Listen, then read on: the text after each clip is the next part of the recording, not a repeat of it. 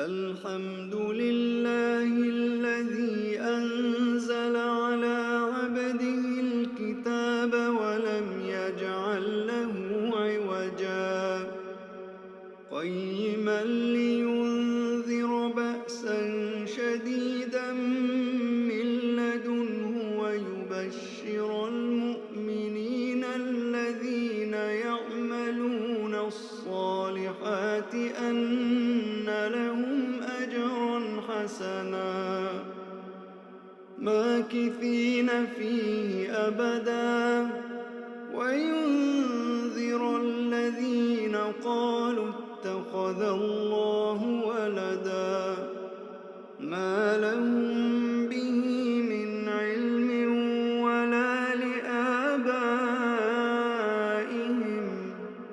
كبرت كلمة تخرج من أفواههم إن يقولون إلا كذبا فلعلك باخع نفسك على آثارهم إن لم يؤمنوا بهذا الحديث أسفا إنا جعلنا ما على الأرض زينة لها لنبلوهم أيهم أحسن عملا وإنا لجاعلون ما عليها صعيدا جرزا أم حسبت أن أصحاب الكهف والرقيم كانوا من آياتنا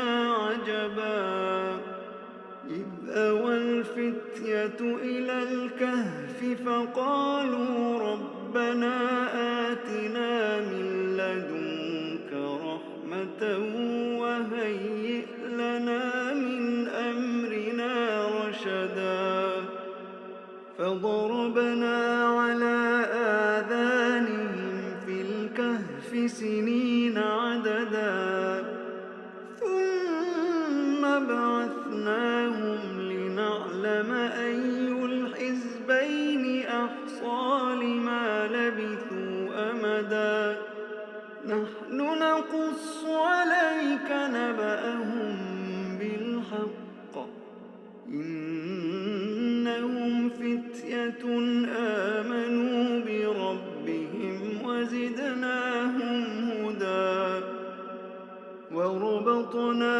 على قلوبهم إذ قاموا فقالوا ربنا رب السماوات والأرض لن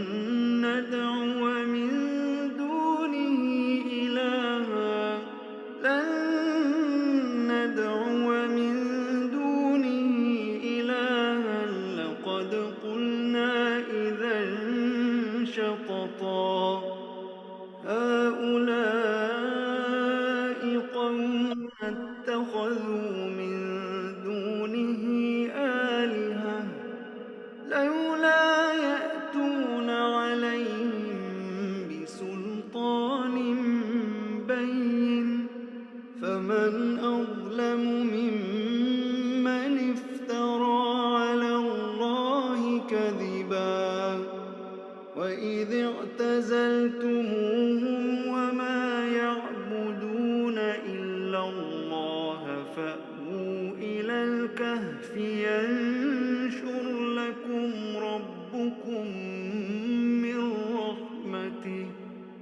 فأووا إلى الكهف ينشر لكم ربكم من رحمته ويهيئ لكم من أمركم مرفقا وترى الشمس إذا طلعت تزاور عن كهفهم ذات اليمين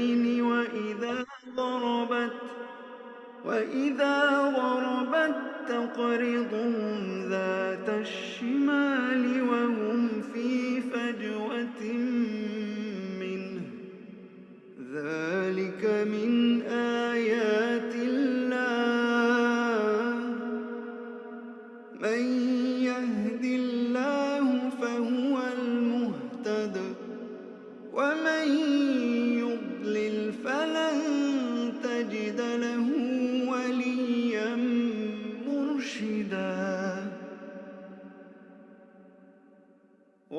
تحسبهم أيقاظا وهم رقود ونقلبهم ذات اليمين وذات الشمال وكلبهم باسط ذراعيه بالوصيد لو اطلعت عليهم لوليت منهم فرارا ولملئت منهم رعبا وكذلك بعثناهم ليتساءلوا بينهم قال قائل منهم كم لبثتم قالوا لبثنا يوما أو بعض يوم قالوا ربكم أعلم بما لبثتم فابعثوا أحدكم بورقكم هذه إلى المدينة فلينظر أيها أزكى طعاما فليأتكم برزق منه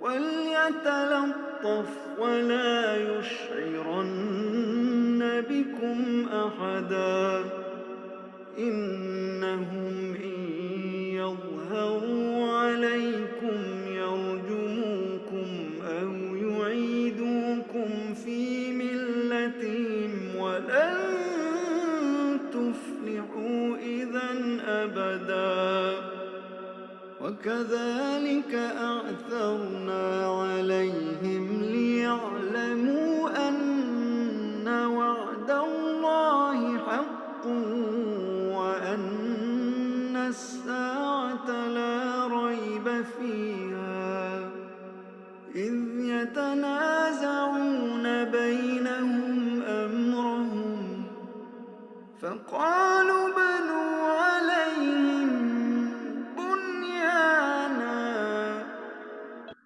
ربهم أعلم بهم قال الذين غلبوا على أمرهم لنتخذن عليهم مسجدا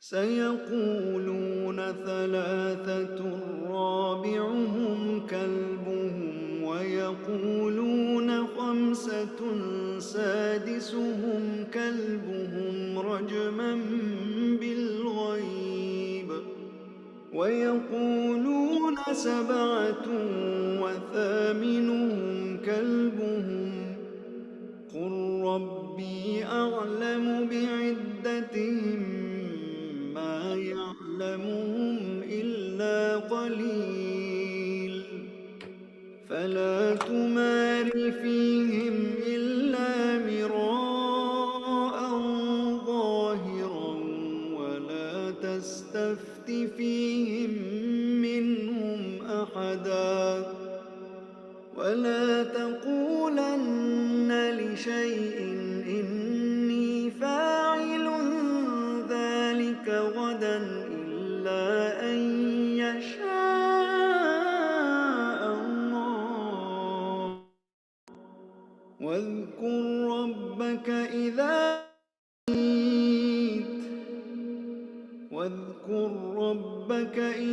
نسيت وقل عسى أن يهديني ربي لأقرب من هذا رشدا ولبثوا في كهفهم 300 سنين وازدادوا 9 قل الله أعلم بما لبثوا له غيب السماوات والأرض أبصر به وأسمع ما لهم من دونه من ولي ولا يشرك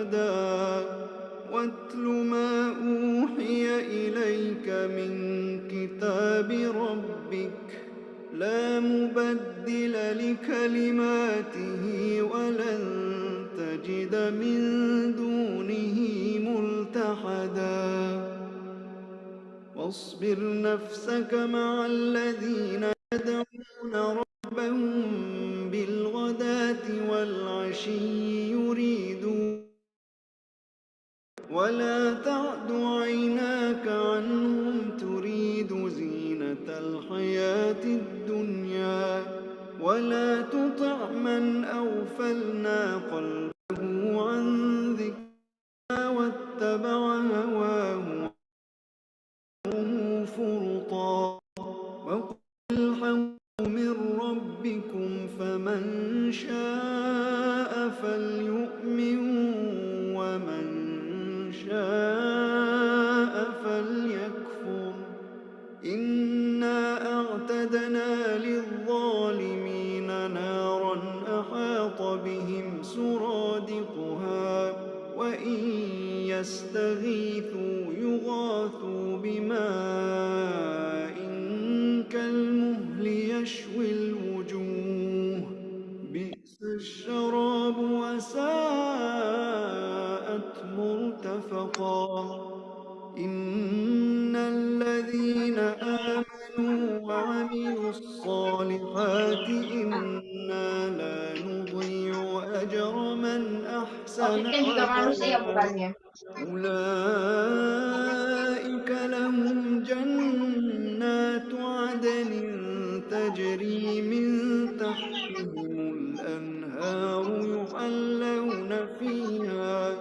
يحلون فيها من أساور من ذهب ويلبسون ثيابا خضرا من سندس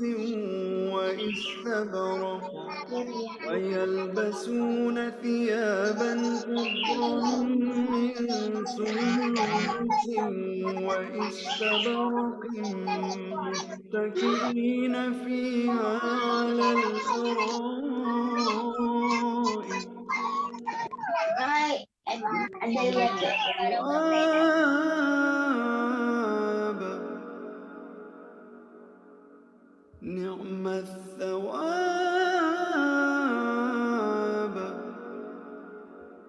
نعم الثواب وحسنت مرتفقا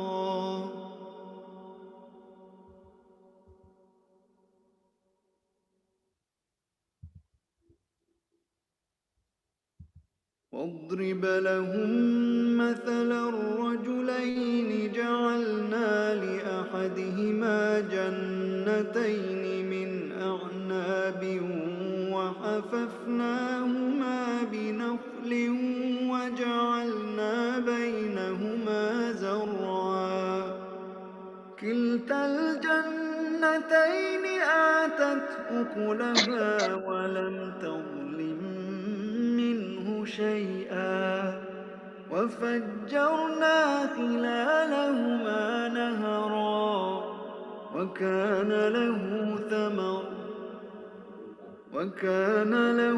ثمر فقال لصاحبه وهو يحاوره أنا أكثر منك مالا وأعز نفرا ودخل جنته وهو ظالم لنفسه قال ما أظن أن تبيد هذه أبدا وما أظن الساعة قائمة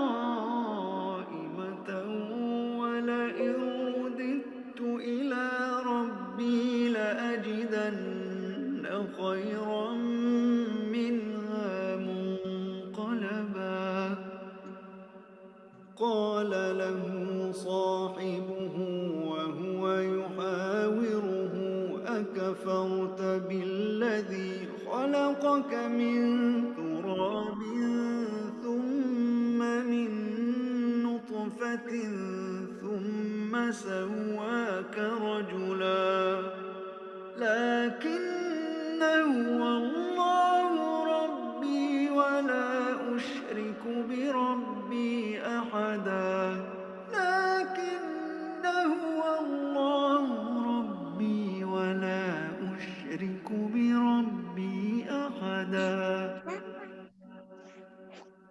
ولولا إذ دخلت جنتك قلت ما شاء الله لا قوة إلا بالله إن ترني أنا أقل منك مالا وولدا فعسى ربي أن يؤتيني خيرا من جنتك ويرسل حسبانا من السماء فتصبح صعيدا زلقا أو يصبح ماؤها غورا فلن تستطيع له طلبا وأحيط بثمره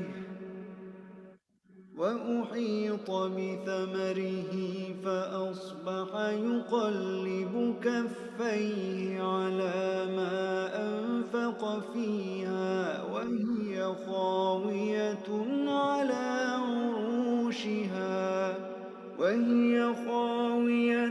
على عروشها ويقول يا ليتني لم أشرك بربي أحدا ولم تكن له فئة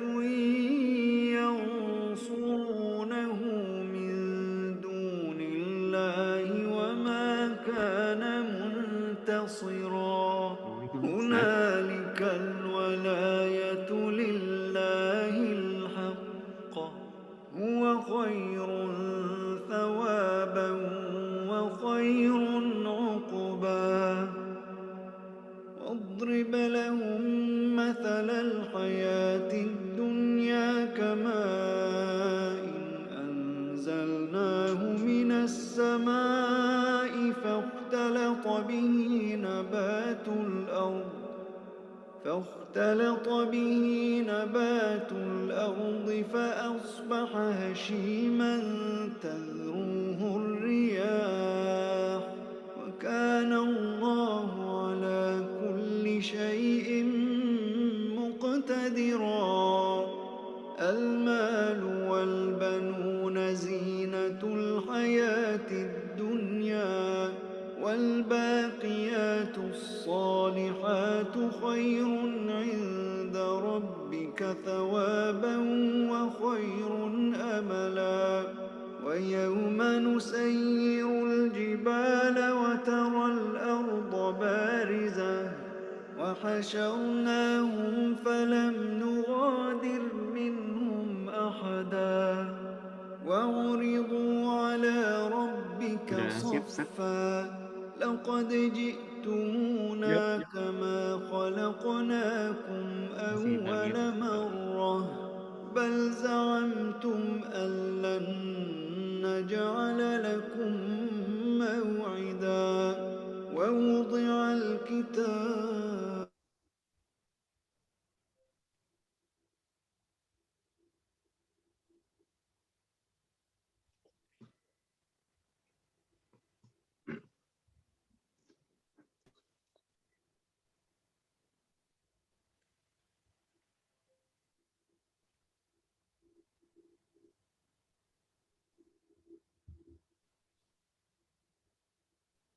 Bisa kita mulai, Ustaz? Fadhal dokter, bisa. Suaranya masih belum terdengar ya, Ustaz? Apa ya? Sudah, Dok. Bagaimana, Ustaz? Sudah terdengar suara saya. Sudah cukup jelas.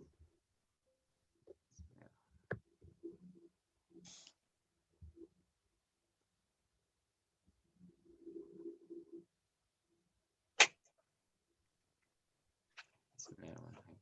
Kita mulai, Ustaz ya. Assalamualaikum warahmatullahi wabarakatuh. Waalaikumsalam warahmatullahi wabarakatuh. Alhamdulillah.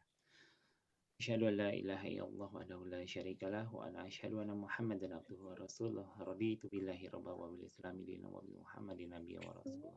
Rabbi shrah li sadri wa yassir li amri wahlul 'uqdatam min lisani yafqahu qawli. Rabbi zidni ilma warzuqni fahma. Puji syukur marilah kita panjatkan kehadirat ilahi Rabbi karena atas nikmatnya, nikmat Islam, nikmat sehat, nikmat waktu, dan seluruh nikmat yang Apa sih sejatinya injek ini?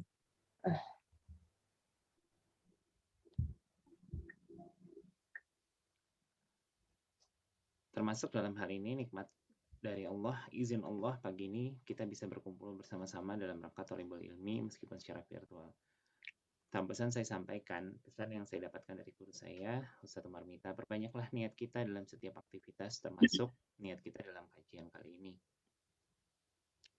Niatkanlah dalam hati, pertama, semoga setiap upaya kita berkumpul dalam kajian ini menjadi pengukur dosa dan mengangkat derajat kita di hadapan Allah. Kedua, semoga setiap niat di hati, lisan yang terucap, tulisan pena akan menambah pemahaman kita akan betapa luasnya ilmu Allah. Dan yang ketiga, mendapatkan pahala bagi kita, bagi semua yang berada di sini. Yang keempat, semoga kehadiran kita dapat menjadi amalan pemberat mizan kebaikan nanti yang bisa kita pintakan amalannya kepada Allah untuk dikirimkan kepada kedua orang tua kita, baik yang masih ada maupun yang sudah tidak ada. Mari kita kirimkan pula salawat serta salam kepada junjungan kita, Nabiullah Muhammad SAW, insan uswatun hasanah, sosok spiritual dan panutan umat. Sosok yang kita cintai dan kita rindukan. Juga kepada keluarganya, sahabatnya, tabi'in, tabi'ut tabi'in, dan semoga kepada kita semua, seluruh umatnya, saudara mukmin seluruh dunia hingga akhir zaman nanti. Ahibati, sahabat filah yang dirahmati Allah Subhanahu wa taala, selaku pemohon doa acara, perkenalkan saya Arifin Kashmir mengucapkan banyak terima kasih kepada Ustaz Fathul Umam yang berkenan melakukan kajian ini bersama kami dari Media Dakwah Islam, Medis, Akhlaq Dokter Anak Indonesia, Banten, dan Aula Family Bintaro. Alhamdulillah kali ini kita masuk ke kajian yang ke-14. Jadi Tadabbur Asmaul Husna itu terakhir dibagi dalam 3 episode kemarin, dan alhamdulillah kemarin sudah selesai.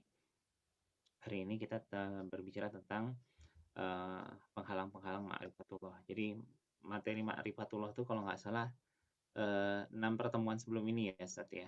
Tapi hari ini kita belajar tentang penghalang-penghalangnya. Ada 2 permasalahan utama yang masing-masing punya subbab. Insya Allah akan dikaji lebih banyak dan nanti kita akan lanjutkan dengan sesi diskusi pada setengah jam berikutnya.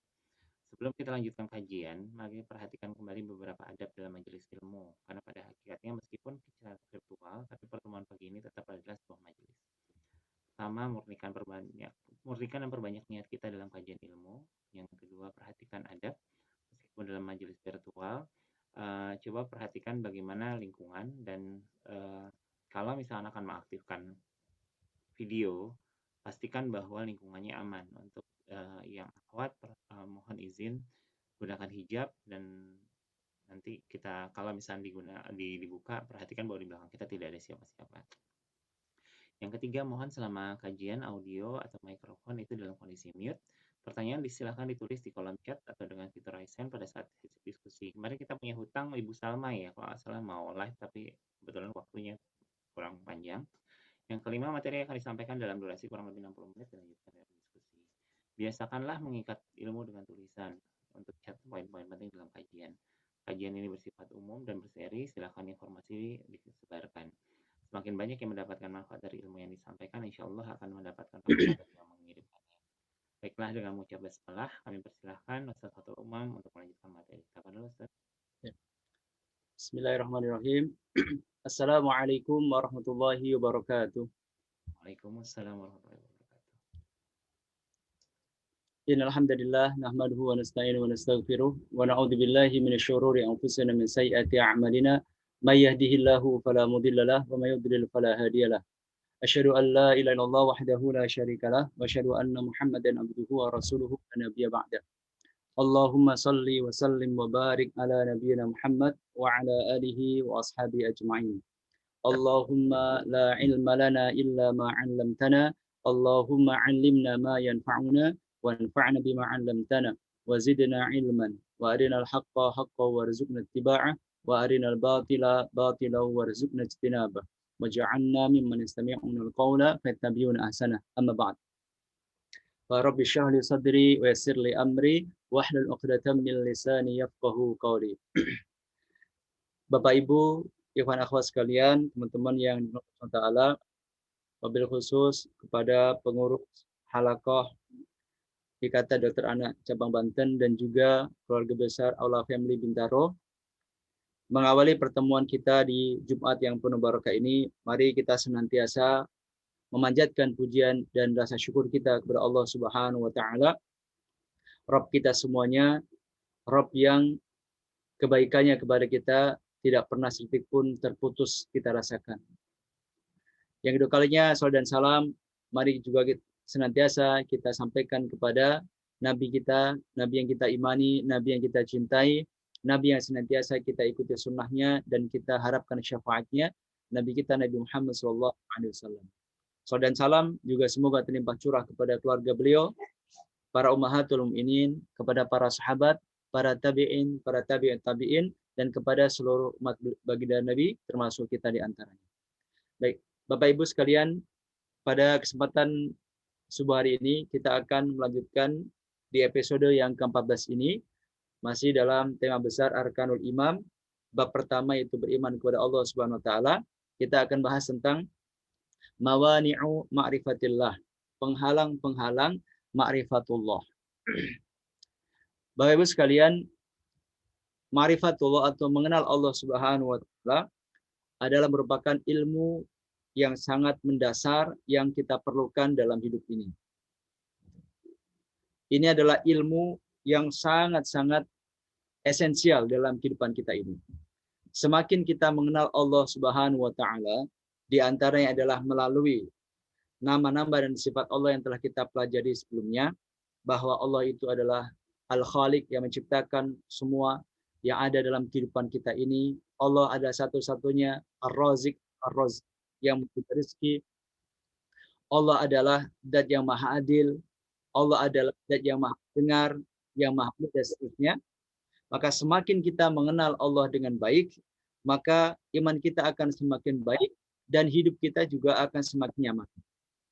Sebaliknya, ketika kita pengetahuan kita tentang Allah salah, atau bahkan kita tidak mengenal Allah dengan baik, maka itu akan menyebabkan hidup kita menjadi tidak akan tenang, dan kita rawan jatuh pada perbuatan dosa, bahkan dosa yang paling besar yaitu menyekutukan Allah Subhanahu wa Ta'ala.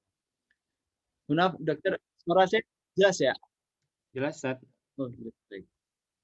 Jadi sekali lagi bahwa ma'rifatullah atau mengenal Allah Subhanahu wa Ta'ala adalah sesuatu yang sangat penting dalam kehidupan kita, sangat esensi sifatnya. Oleh karena itu, segala penghalang yang menghambat kita untuk dapat mengenal Allah lebih baik harus kita kenali, yang dengan kita mengenalinya kita dapat berikhtiar untuk meminimalisir atau bahkan menghilangkan sama sekali. Nah, pagi ini kita akan bahas bersama-sama apa saja hal-hal yang dapat menghalangi kita untuk semakin mengenal Allah lebih baik. Nah, secara garis besar, Bapak Ibu sekalian, para ulama membagi penghalang ma'rifatullah itu menjadi dua jenis. Yang pertama disebut dengan istilah penyakit syahwat atau maradus syahwah.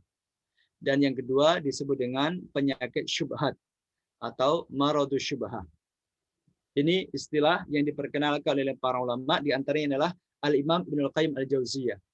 Beliau memperkenalkan istilah maradus syahwah dan maradus syubhat, penyakit syahwat dan penyakit syubhat. Apa itu yang dimaksud dengan maradus syahwat atau penyakit syahwat? Yang dimaksud penyakit syahwat adalah penyakit atau penghalang ma'rifatullah yang timbul dari godaan dan bisikan hawa nafsu serta hasrat duniawi. Ini yang dimaksud dengan maradus syahwah.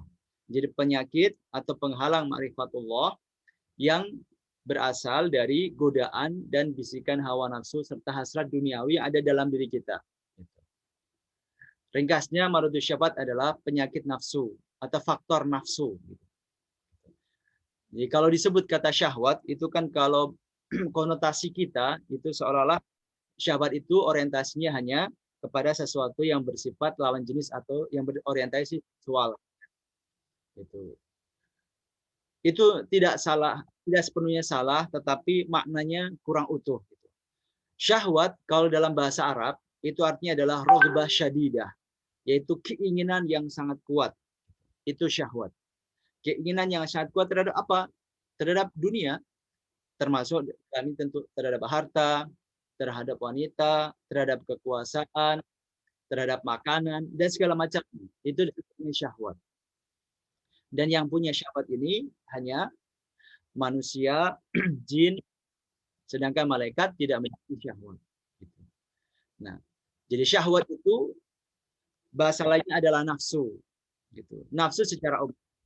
Gitu. Nah, karena kita memang manusia ini memiliki nafsu, memiliki syahwat, gitu. Maka dalam kadar-kadar tertentu, syahwat ini bisa menjadi mani' atau bisa menjadi penghalang kita untuk mengenal Allah Subhanahu wa taala. Ini variabel pertama. Kemudian variabel kedua atau faktor kedua yang menghalangi kita dari mengenal Allah Subhanahu wa taala adalah maradus syubhat, penyakit syubhat. Apa yang dimaksud dengan maradus syubhat? Penyakit syubhat yaitu penghalang Allah yang diakibatkan dari minimnya pengetahuan atau ketidakmatahan ilmu agama. Jadi orang salah memahami Allah SWT atau bahkan buta terhadap Allah SWT. Yang pertama karena syahwat tadi ya, karena hawa nafsu dia yang menghambat dia. Nah yang kedua adalah karena minimnya ilmu atau ketidakmatangan ilmu agama dia, sehingga dia salah memahami Allah Subhanahu wa taala atau bahkan tidak paham Allah Subhanahu wa taala. Ini faktor kedua. Jadi bisa dikatakan faktor pertama adalah nafsu, faktor kedua adalah akal. Jadi faktor pertama syahwat itu nafsu, sedangkan faktor kedua syubhat itu adalah akal kita atau ketidakmatangan ilmu kita. Ini faktor secara umumnya seperti itu. Nah, kita akan coba mendetailkan masing-masing dari faktor tersebut. Nah, jemaah sekalian, Bapak Ibu yang dirahmati Allah, kedua penghalang ma'rifatullah ini dikenal dengan istilah marad atau penyakit, karena memang pada dasarnya hal itu tidak banyak adalah penyakit jiwa kita. Gitu. Selain kita mengenal penyakit fisik seperti pusing, mual, pegel-pegel, itu semuanya adalah gangguan fisik. Kita juga mengenal penyakit yang non fisik. Nah, dua hal tadi, marad dan syahwat, itu adalah pertama disebut sebagai penyakit. Karena dia penyakit, maka harus diobati, harus diterapi. Nah, baik, sekarang kita akan membahas kedua faktor tersebut secara lebih mendetail. Yang pertama kita bahas tentang marad syahwat, penyakit syahwat. Penyakit syahwat pertama atau nafsu pertama yang menghalangi orang untuk dapat mengenal Allah lebih baik adalah kesombongan, al-kibru. Kesombongan. Kesombongan ini adalah nafsu pertama yang menghambat orang untuk dapat mengenal Allah dengan baik. Apa itu sombong? Sombong itu adalah salah satu istilah yang sudah populer di masyarakat kita, tapi dia juga sekaligus berasal dari istilah syariat agama kita. Karena Rasulullah SAW menjelaskan kepada kita pengertian sombong yang sebenarnya itu apa. Beliau mengatakan dalam sebuah hadis sahih riwayat Imam Muslim, beliau mengatakan innallaha jamilun yuhibbul jamala al-kibru batarul haqqi wa ghamtun nas. Kata Nabi dalam hadis yang mulia ini, Allah itu indah menyukai keindahan. Sombong itu menolak kebenaran dan merendahkan orang lain.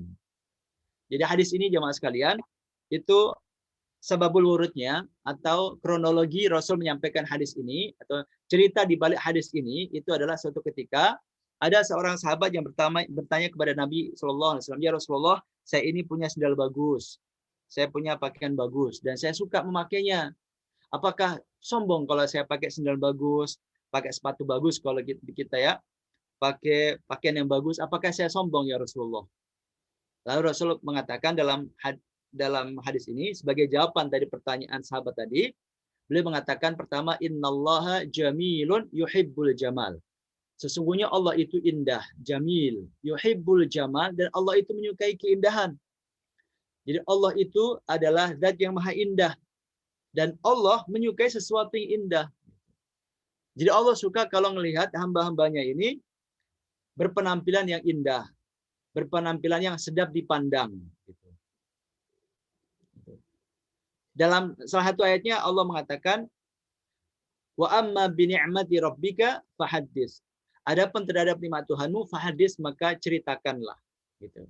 Nah, di antara bentuk kita menceritakan, menunjukkan nikmat Allah SWT adalah menggunakan nikmat-nikmat itu, menggunakan pakaian yang baik, gitu ya, sesuai dengan kondisi kita masing-masing tentunya. Gitu. Intinya bahwasanya berpenampilan baik, berpenampilan indah, berpenampilan sedap dipandang itu bukan sesuatu yang mencerminkan kesombongan secara langsung. Bahkan Allah mencintai hal itu. Gitu. Nah, itu yang pertama. Kemudian yang kedua, Rasul mempertegas dengan pengertian sombong itu apa. Beliau mengatakan al-kibru, sombong itu adalah batrul haqqi wa ghamtun nas. Sombong itu adalah kita menolak kebenaran dan meremehkan atau merendahkan orang lain. Itulah hakikat sombong. Gitu. Jadi sombong itu, ini definisi dan pengertiannya sesuai dengan agama kita, sesuai dengan syariat yang diajarkan oleh Rasulullah SAW. Batrul haqqi wa ghamtun nas. Orang dikatakan sombong itu kalau dia menolak kebenaran, menolak kebaikan. Dia dinasihati misalnya, kalau makan tangan kanan, misalkan, makan tangan kanan itu kan kuno. Gitu. Maksud kita orang modern makan tangan kanan. Nah, makan dengan tangan kanan itu kan bagian dari sunnah Nabi. Rasul mengatakan dalam satu hadis sahih, Samillaha wa kul biyaminik. Bacalah basmalah kalau kamu akan makan, wa kul biyaminik, dan makanlah dengan tangan kanan kamu. Nah, ketika ada orang dinasihati untuk makan dengan tangan kanan tapi dia menolak itu, itulah namanya kesombongan. Jadi semua sikap yang bermakna menolak sebuah kebenaran itu namanya sombong. Karena tidak layak seorang manusia itu melawan dan menentang kebenaran. Maka semua yang menentang kebenaran itu adalah sombong. Ini yang pertama. Jadi kita dinasihati sesuatu yang kita tahu itu baik, lalu kita menolak, itu namanya kita sombong. Itu pertama. Yang kedua, makna sombong adalah merendahkan orang lain. Wa ghamtun nas, merendahkan orang lain. Baik itu dengan kata-kata, emang lu siapa gitu.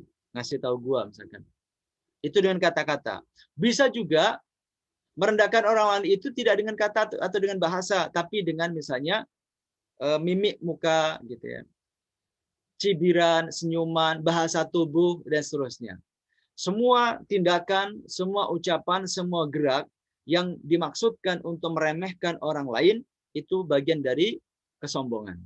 Nah, ini definisi dari sombong. Kesombongan ini biasanya muncul dari orang-orang yang merasa dirinya memiliki kelebihan dibanding orang lain, baik berupa kekayaan, kekuasaan maupun pengetahuan. Sedangkan di sisi lain mereka melihat bahwa dai dan pengikutnya mungkin berasal dari kalangan orang biasa. Ini sejarah para nabi sejak dulu seperti itu. Maka orang-orang yang dulu menjadi garda terdepan menentang dakwah para nabi dan para rasul itu adalah orang-orang yang memiliki kelebihan ini.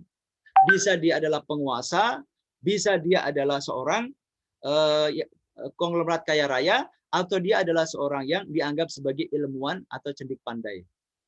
Gitu. Mereka yang terdepan dalam menolak dakwah para nabi dan para rasul. Gitu. Termasuk di zaman Nabi kita Muhammad SAW, yang terdepan dalam menolak dakwah Rasul SAW adalah para tokoh-tokoh kafir Quraisy. Sedangkan mereka yang paling cepat merespon dakwah Nabi dan Rasul adalah kalangan orang biasa. Gitu. Kalangan orang-orang biasa. Nah, orang-orang ketika merasa diri memiliki kelebihan, gitu ya, entah itu kekuasaan, harta, atau pengetahuan, lalu melihat fakta bahwa para nabi atau para dai, kalau dalam konteks sekarang ini, itu dari kalangan biasa, sehingga terkadang mereka tidak bisa menerima seruan mereka. Gitu. Berawal dari apa? Berawal dari kesombongan. Akhirnya harusnya dia bisa belajar banyak, dia terhalang untuk belajar banyak tentang Allah Subhanahu wa Ta'ala, karena apa? Terhijab oleh kesombongan dirinya. Gitu. Nah, ibaratnya Bapak Ibu sekalian, kita ini hanya akan bisa meregu ilmu akan bisa merebut nasihat dengan banyak kalau kita merendahkan diri kepada orang yang beri nasihat. Gitu.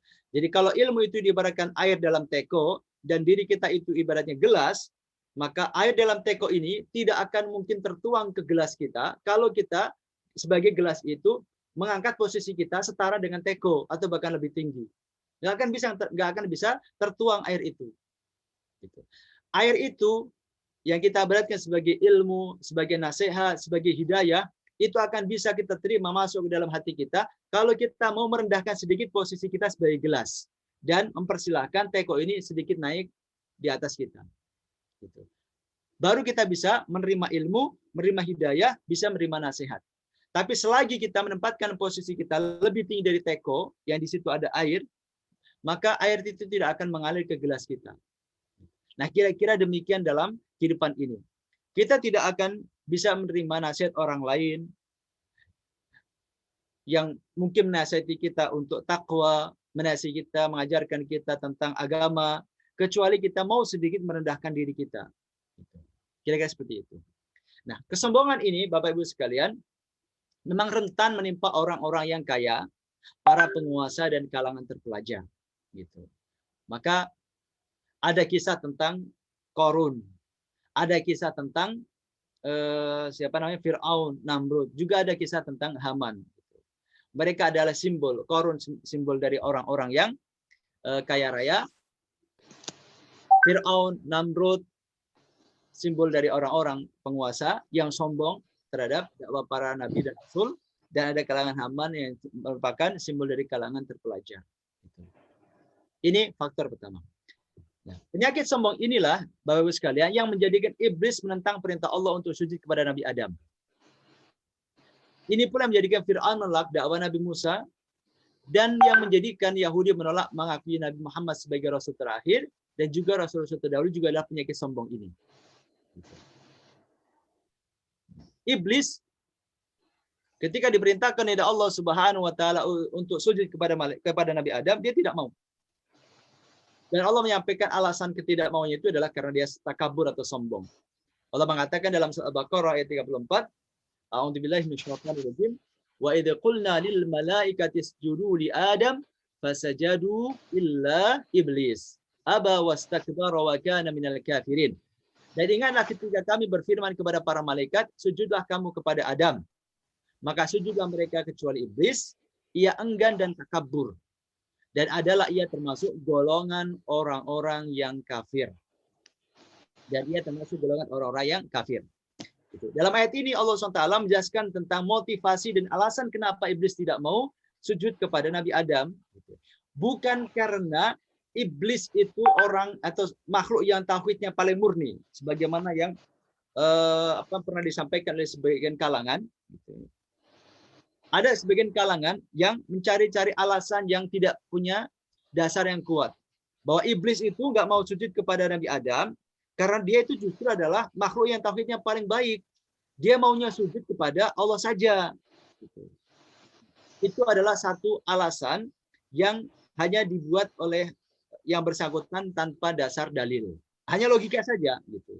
Padahal Allah secara jelas menyebutkan bahwa penolakan iblis untuk sujud kepada Nabi Adam itu bukan karena dia ingin memurnikan ketuhanannya, memurnikan keimanannya, bukan, tapi aba wastakbar. Ia enggan dan ia sombong atau takabur. Nah, akhirnya karena kesombongan itu, maka iblis kemudian seumur-umur dia tidak mau lagi untuk menjadi hamba Allah yang taat, melaksanakan perintah Allah Subhanahu wa taala, tidak mau. Gitu. Akhirnya dia terjauhkan dari rahmat Allah SWT. Bahkan sampai-sampai sering kita sebutkan iblis laknatullah alaih, iblis yang terlaknat atau iblis yang mendapatkan laknat dari Allah Ta'ala. Mendapatkan laknat itu artinya terjauhkan dari rahmat Allah Subhanahu wa taala. Jadi selamanya iblis menjadi tidak bisa mengenal Allah dengan baik. Dia menjadi biang kerok dari segala kekafiran dan kesyirikan adalah iblis. Nah, ini karena faktor apa? Bermula dari kesombongan dia kepada Nabi Adam yang kemudian terus menjadi dendam kesumat.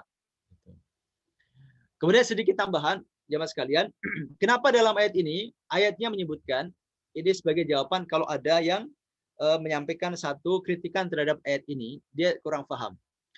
Dalam ayat ini Allah mengatakan wa idz qulna lil malaikati, dan ingatlah ketika kami Allah Ta'ala berfirman kepada para malaikat. Pertama, ayat ini menggunakan kata kami, padahal Allah itu esa, satu. Gitu. Kenapa Allah menggunakan kata kami?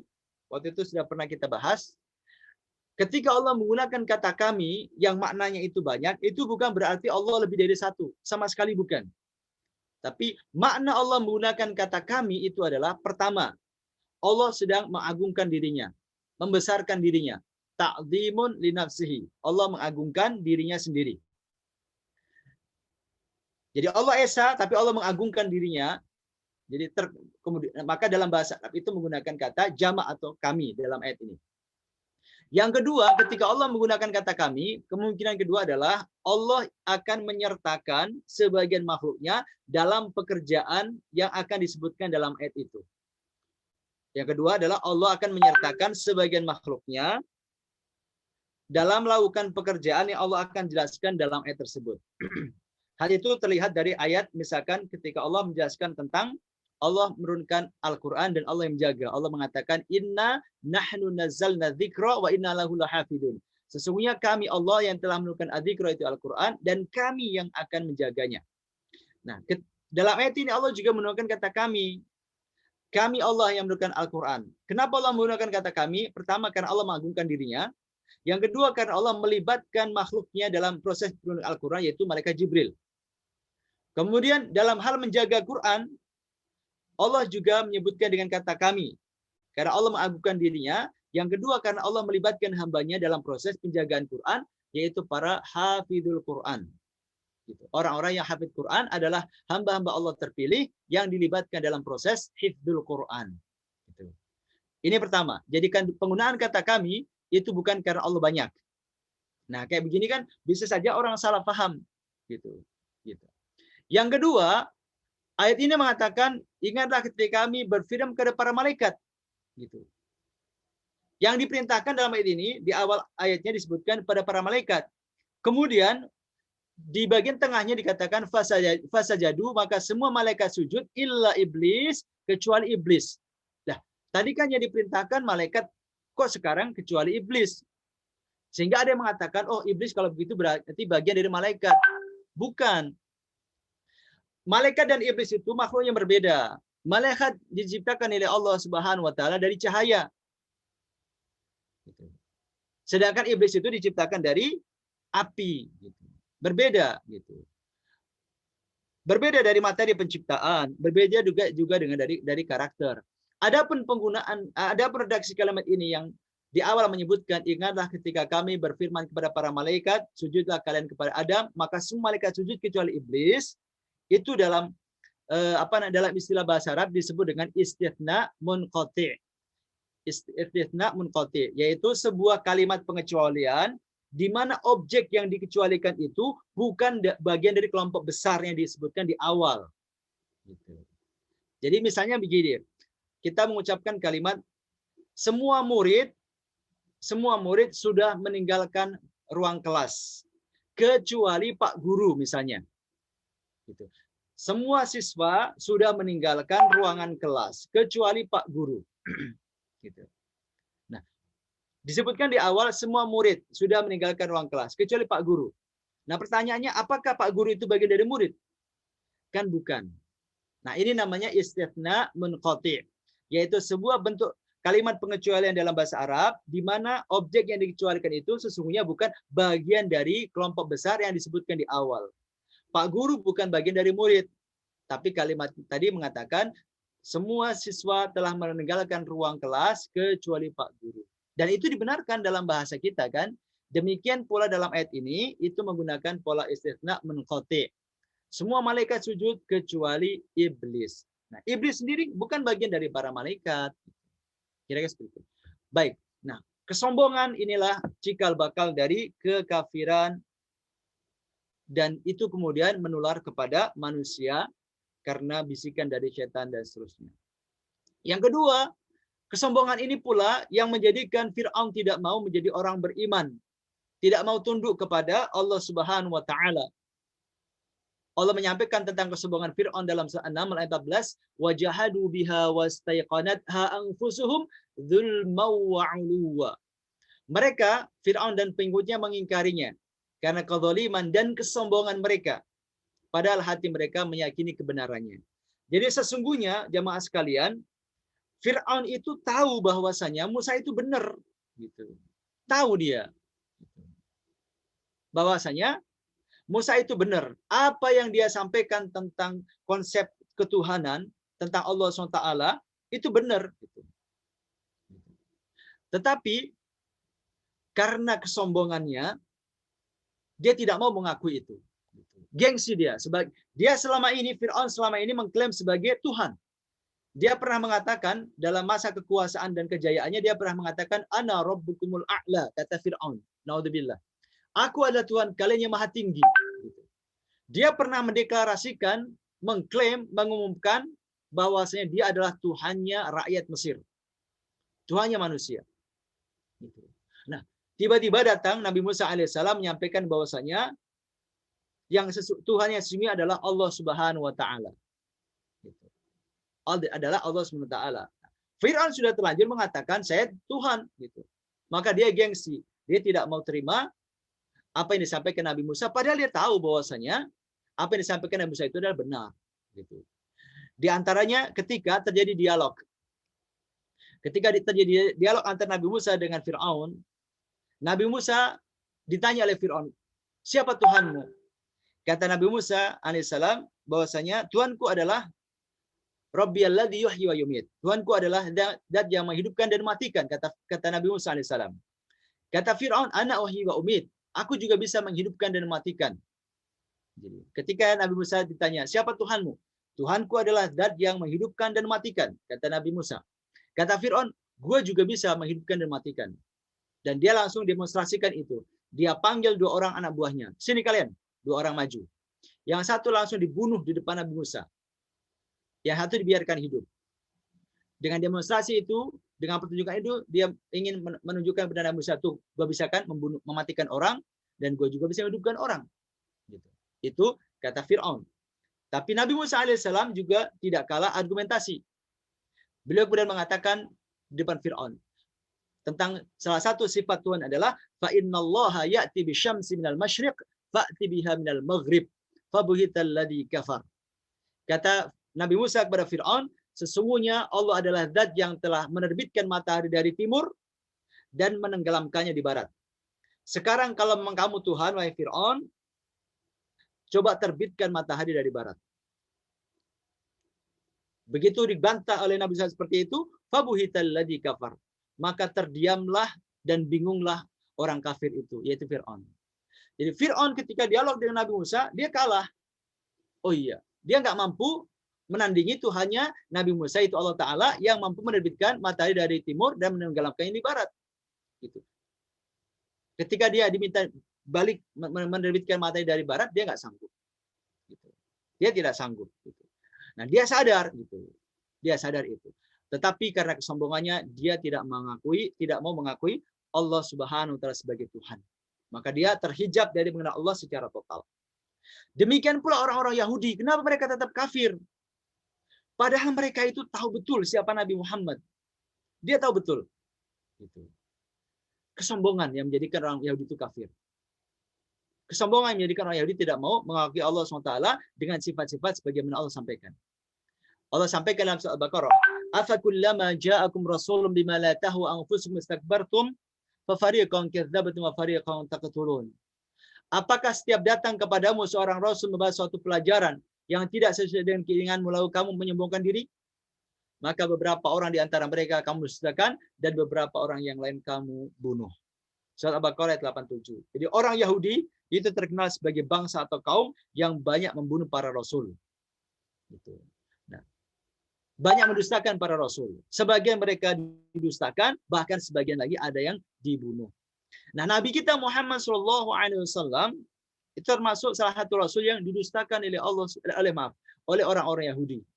Padahal informasi tentang akan hadirnya Rasulullah sebagai penutup para nabi dan para rasul itu sudah disampaikan Allah dalam Taurat dengan begitu rinci dan detail. Saking rincinya dan detailnya sifat-sifat yang disampaikan Allah tentang Nabi Muhammad dalam Taurat, itu sampai-sampai pengenalan orang-orang Yahudi tentang Nabi itu sebenarnya seperti pengenalan mereka kepada anak mereka sendiri. Dalam surat Al-Baqarah Allah Ta'ala mengatakan alladzina atainahumul kitaba ya'rifunahu kama ya'rifuna abna'ahum. Sesungguhnya orang-orang yang telah kami berikan kepada mereka Alkitab, yaitu Taurat dan Injil, Yahudi dan Nasrani, mereka semuanya ya'rifunahu, mengenal Nabi Muhammad kama ya'rifuna abna'ahum, sebagaimana mereka mengenal anak-anak mereka.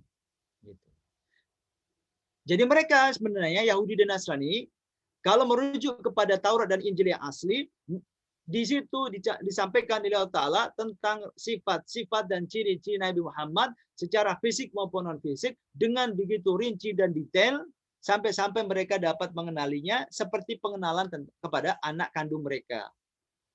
Tapi kenapa orang Yahudi begitu Rasul telah dinobatkan menjadi utusan Allah, mereka tidak mau mengikuti apa yang didakwahkan oleh Nabi Muhammad?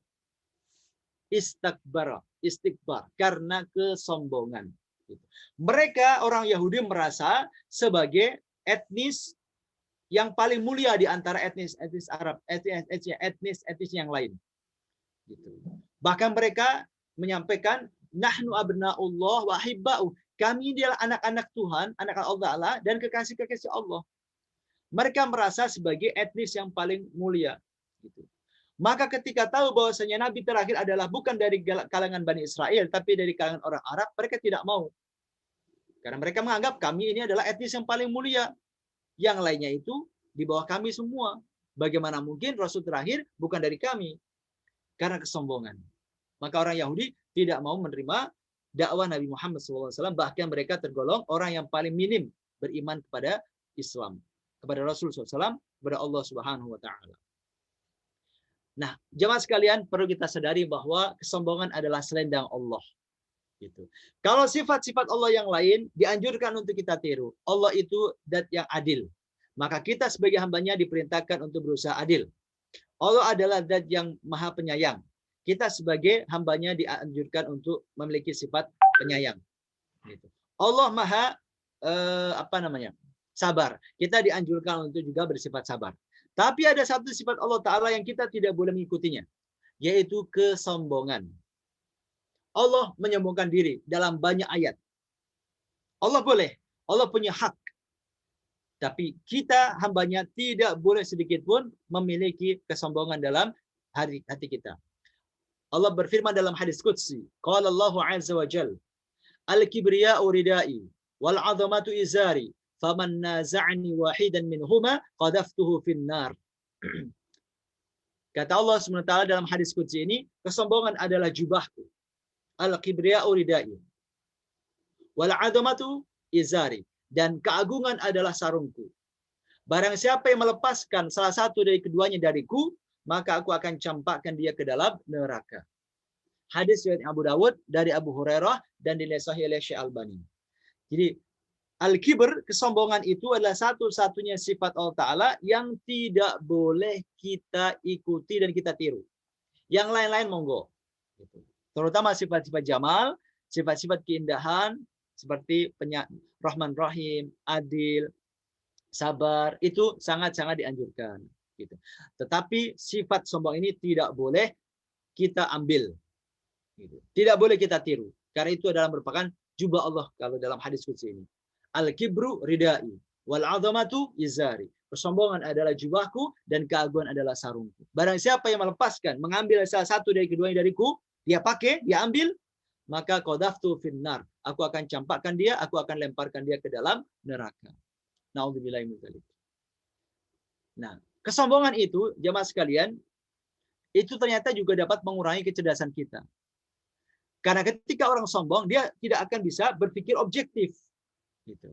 Maka dapat mengurangi sisi kecerdasan atau sisi objektivitas kita dalam berpikir. Disampaikan oleh Muhammad bin Husain bin Ali, cucu dari Ali bin Abi Thalib, wa qala Muhammad bin Husain bin Ali, ma dakhala qalban mri'in syai'un minal kibr qad illa naqasa min aqlihi biqadri ma dakhala min dzalika aw kasur. Ma dakhala qalba mri'in syai'un minal kibr qad illa naqasa min aqlihi biqadri ma dakhala min dzalika aw kasur. Tidaklah rasa sombong masuk ke dalam hati seseorang kecuali akalnya akan berkurang sesuai kadar kesombongannya atau bahkan lebih banyak. Ini adalah perkataan dari Muhammad bin Husain bin Ali dan dimuat dalam kitab Ihya Ulumuddin karya Al-Imam Al-Ghazali. Jadi orang kalau memiliki rasa sombong dalam hatinya, maka dia tidak akan bisa berpikir dengan cerdas, tidak akan bisa berpikir dengan objektif. Kenapa? Dia dikuasai oleh egonya.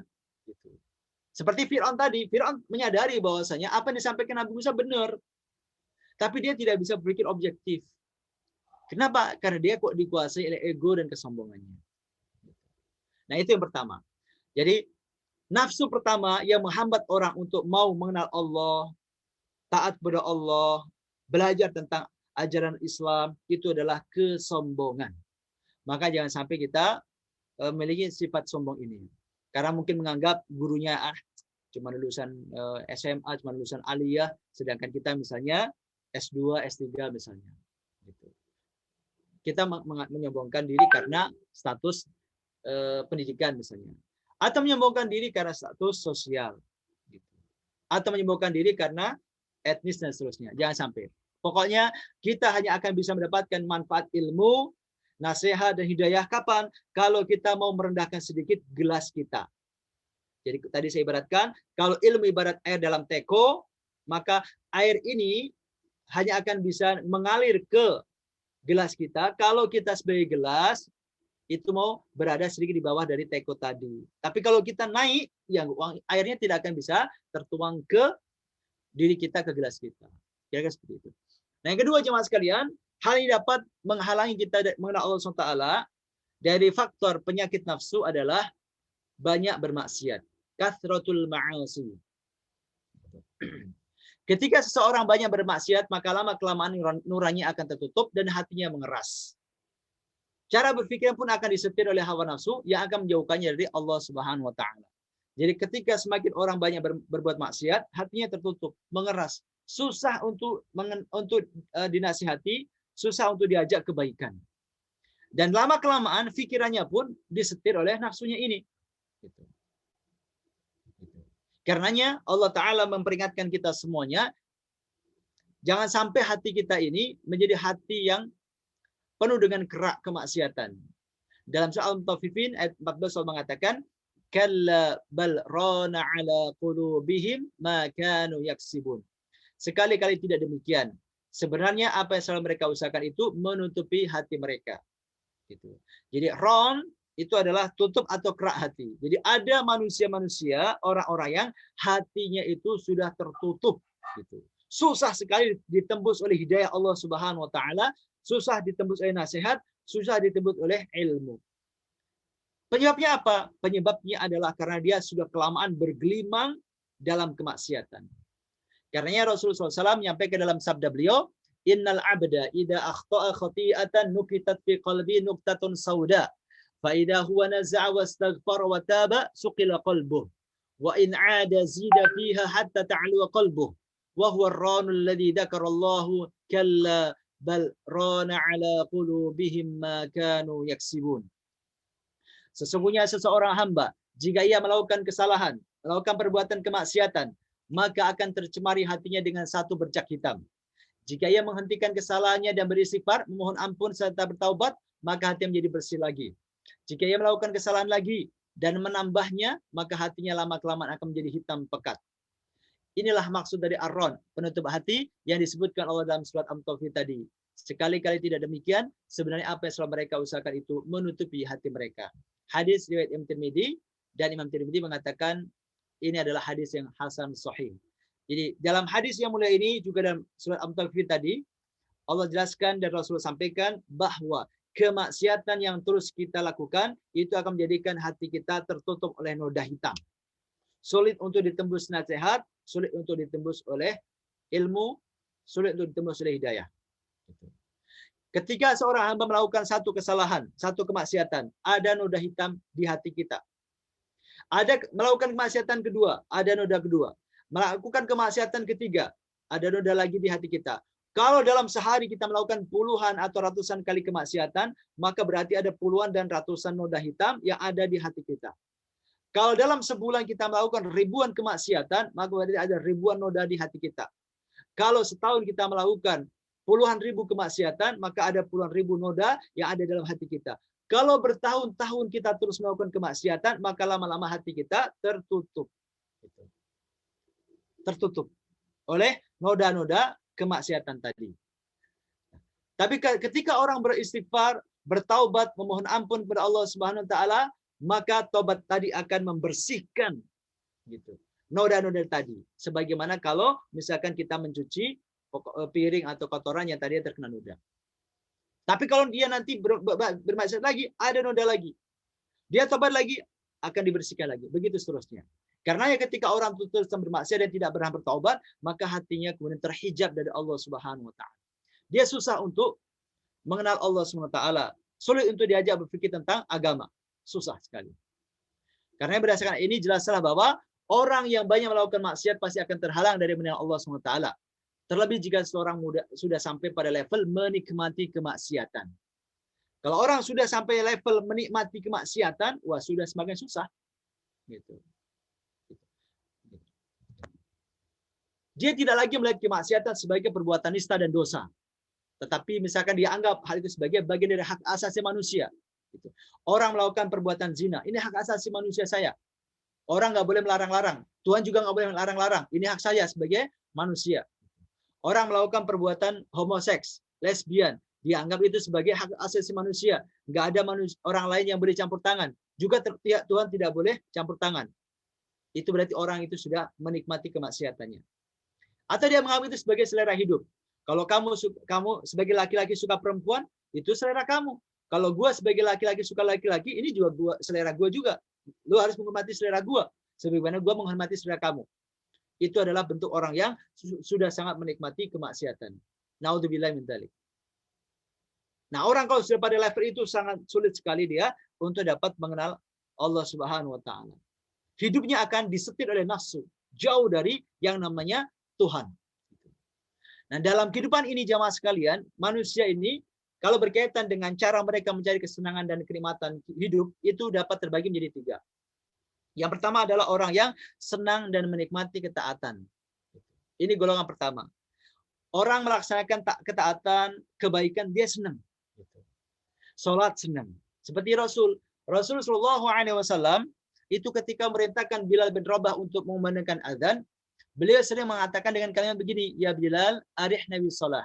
Wahai Bilal, rehatkan kami, senangkan hati kami bis sholati dengan salat. Gitu. Itu artinya Rasul sedang merintahkan adzan untuk mengumandangkan adzan. Jadi Rasul memandang salat itu sebuah kenikmatan. Dalam hadis lain Rasul mengatakan wa ju'ilat qurratu aini fis shalah. Wa ju'ilat li qurratu aini fis shalah. Dan dijadikan sedap dalam hati kami dalam salat gitu. Jadi Rasul itu melakukan salat itu sedap rasanya, senang gitu. Sesuatu yang dirindukan gitu. Itu orang yang bisa menikmati dan merindukan ketaatan atau kebaikan. Dan ini harus kita latih jamaah sekalian Bapak Ibu yang Allah Taala. Jadi misalnya kita mendengar adzan, Allahu Akbar, alhamdulillah sudah zuhur. Kita mendengar asar, Allahu Akbar, alhamdulillah sudah asar. Gitu. Jangan sampai ada adzan zuhur, tanggung banget sih gitu. Ada adzan asar gitu. Perasaan baru adzan zuhur tadi kok sudah asar. Jangan gitu. Tapi kita latih, kita syukuri ibadah-ibadah yang diperintahkan Allah kepada kita. Kita mencoba untuk menikmati. Jadi ketika ada panggilan azan, anggap saja itu sebagai adalah panggilan untuk makan. Kita kalau datang waktu makan siang, itu kan alhamdulillah. Senang kan? Sudah waktunya istirahat makan siang. Lagi ada acara seminar, kemudian saatnya coffee break. Alhamdulillah coffee break kan gitu. Nah demikian pula ketika kita mendengar adzan, coba kita latih, kita senang mendengar adzan itu. Alhamdulillah sudah maghrib. Alhamdulillah sudah isya. Alhamdulillah sudah subuh. Kita latih. Sebentar lagi Ramadan. Alhamdulillah sudah mau Ramadan. Semoga kita dipertemukan dengan Ramadan tahun ini. Nah, kita latih diri kita untuk menikmati kesenangan menikmati ketaatan sebagaimana Rasul contohkan, juga dicontohkan oleh para salafus saleh terdahulu. Yang kedua, ada orang yang mencari kesenangan itu melalui kemaksiatan. Dia merasa senang dan menikmati kemaksiatan. Senang dia bisa menghabiskan ratusan juta, berjam-jam waktu yang dia miliki untuk bermaksiat. Dan dia senang, dan dia menganggap itu sebagai sebuah bagian dari hak asasi manusia, selera hidup, gitu. Cara menikmati hidup. Hidup ini di dunia hanya sekali, harus dinikmati dengan berfoya-foya, bermaksiat, memuaskan nama nafsu dan seterusnya. Itu orang yang mencari kesenangan dan kenikmatan dengan kemaksiatan. Naudzubillahi min dzalik. Nah, orang yang ketiga adalah orang yang senang dan menikmati kesia-siaan. Bedanya apa? Nomor 2 dan nomor 3. Kalau orang yang senang dan menikmati kemaksiatan itu sudah pada level yang dilakukan adalah sesuatu yang memang haram, gitu. Misalnya mabuk-mabukan, dia pesta miras dipublikasikan, bangga dia, itu menikmati kemaksiatan, gitu. Dia punya pasangan gay misalnya, dipublikasikan, itu menikmati kemaksiatan. Nah, kalau yang menikmati kesia-siaan itu belum sampai pada level haram pada awalnya. Misalnya orang yang terlalu banyak menghabiskan waktu untuk hobi. Hobi yang mubah ya. Misalkan hobi goes, hobi mancing, hobi main catur, main game. Itu kan pada dasarnya mubah semua. Mubah semua. Boleh kita lakukan. Gitu. Tapi kalau kebanyakan, kita akan terjatuh pada kesia-siaan. Gitu. Kita menghabiskan waktu terlalu banyak untuk hobi, itu waktu kita habis tanpa kita mendapatkan nilai manfaat berupa pahala. Maka yang terjadi apa? Kesia-siaan, gitu. Yang terjadi adalah kesia-siaan. Gitu. Nah, ini harus kita perhatikan, harus kita waspadai. Jadi hobi itu boleh-boleh saja, teman-teman semuanya, Bapak Ibu sekalian. Tetapi jangan sampai umur kita ini habis, waktu kita ini habis untuk meladeni hobi kita. Nanti kita menyesal, gitu. Nanti kita akan menyesal. Dan hobi kalau sampai menjadikan kita terlena dari Allah SWT, maka itu menjadi haram hukumnya. Orang mancing, halal. Mancing di laut, silakan. Mancing di empang, silakan. Tapi kalau sampai dengan mancing itu, dia menjadi tidak sholat duhur, tidak sholat asar, maka itu menjadi haram hukumnya. Tapi kalau dia masih tetap menjaga perintah Allah, tidak melanggar larangan Allah, maka masih boleh gitu. Cuman jatuhnya kita pada kesia-siaan. Kita rugi dan menyesal. Kita menghabiskan 5 jam, setengah hari, sehari, tapi tanpa nilai manfaat atau pahala. Rugi, sia-sia. Nah, ada orang yang seperti itu. Nah, kita berharap kita bisa menjadi bagian orang pertama, yaitu orang yang senang dan menikmati ketaatan. Karenanya Rasulullah SAW mengajarkan satu doa, ada satu doa. Doa ini adalah doa yang diambilkan dari ayat Al-Quran. Gitu. Doa ini diambilkan dari ayat Al-Quran. Allahumma habib ilainal iman wa zayyinhu fi qulubina wa karrih ilainal kufra wal fusuqa wal isyan waj'alna minar rasyidin. Ya Allah, tanamkanlah kepada kami kecintaan terhadap iman dan hiasilah hati kami dengan iman. Tanamkanlah kepada kami kebencian terhadap kekafiran, kefasikan dan kemaksiatan, dan jadikanlah kami golongan orang-orang yang terbimbing. Allahumma habib ilainal iman wa zayyinhu fi qulubina wa karrih ilainal kufra wal fusuqa wal isyan waj'alna minar rasyidin. Ya Allah, tanamkanlah kepada kami kecintaan terhadap iman, kecintaan terhadap ketaatan, terhadap kebaikan. Dan hiasilah hati kami dengan iman. Jadikanlah hati kami memandang ketaatan, ibadah, kebaikan itu sesuatu yang indah. Yang kedua, wa karrih ilainal kufra wal fusuqa wal isyan. Jadikanlah atau tanamkanlah kepada kami kebencian terhadap kekafiran, kefasikan dan kemaksiatan. Bukan kepada orangnya, tapi kepada perbuatannya. Tanamkanlah kepada kami, ya Allah, kebencian kepada kekafiran. Bukan kepada orang kafir ya, tapi kepada kekafiran, kepada kefasikan, pada perbuatan fasik, dan kepada al-isyan, perbuatan maksiat. Kita mohon supaya hati kita ini nggak suka dengan kemaksiatan, nggak suka dengan kekufuran, nggak suka dengan kefasikan. Waj'alna minar rasyidin, dan jadikanlah kami, ya Allah, orang-orang yang terbimbing dalam hidup. Kita mohon supaya kita senantiasa menjalani kehidupan ini dalam bimbingan Allah Subhanahu wa taala. Nah, Ini jamaah sekalian faktor kedua dari maradu asyahwah, yaitu bergelimang dengan kemaksiatan, itu menjadikan kita terhijab dari Allah SWT. Yang ketiga dari maradu asyahwah adalah hubbud dunya, kecintaan kepada dunia yang berlebihan tentunya maksudnya. Kalau mencintai dunia itu fitrah kita. Memang kita manusia punya syahwat. Karenanya kita menyukai dunia. Kita suka kalau punya rumah yang bagus, kendaraan yang bagus. Kita suka kalau punya banyak aset. Kita suka melihat wanita atau laki-laki yang tampan dan seterusnya. Kita suka makanan yang enak. Itu kecintaan dunia, boleh. Tapi dalam kadar-kadar yang dibolehkan. Tapi kalau orang sudah menjadi muhibbud dunia, fansnya dunia, menjadi pecandu dunia, maka itu akan menjadikan orang itu terhijab dari Allah SWT. Kecintaan yang berlebihan kepada dunia dengan segala kenikmatan dan fasilitasnya akan menjadikan seorang mengabaikan agama, menjadi Allah Ta'ala dan melupakan akhirat. Dunia dianggap segala-galanya, sedangkan akhirat dianggap hanya sekedar cerita yang belum jelas keberadaannya.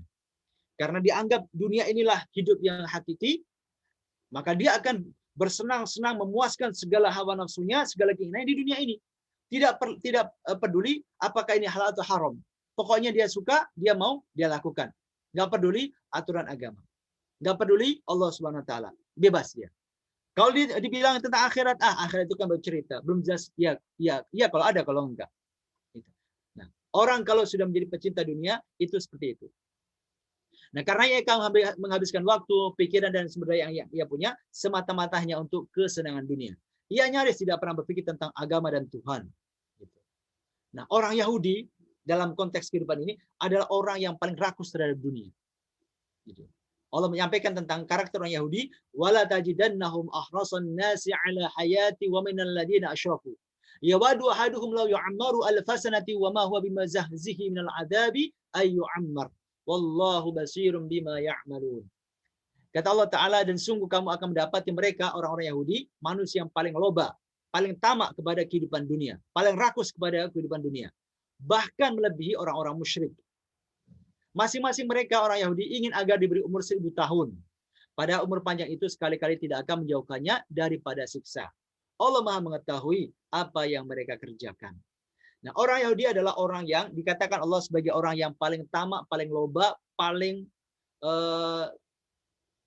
suka dengan dunia, berlebihan. Karenanya dalam kenyataan kehidupan ini, bahwa orang Yahudi adalah orang yang paling sedikit beriman kepada ajaran yang dibawa oleh Nabi kita Muhammad SAW.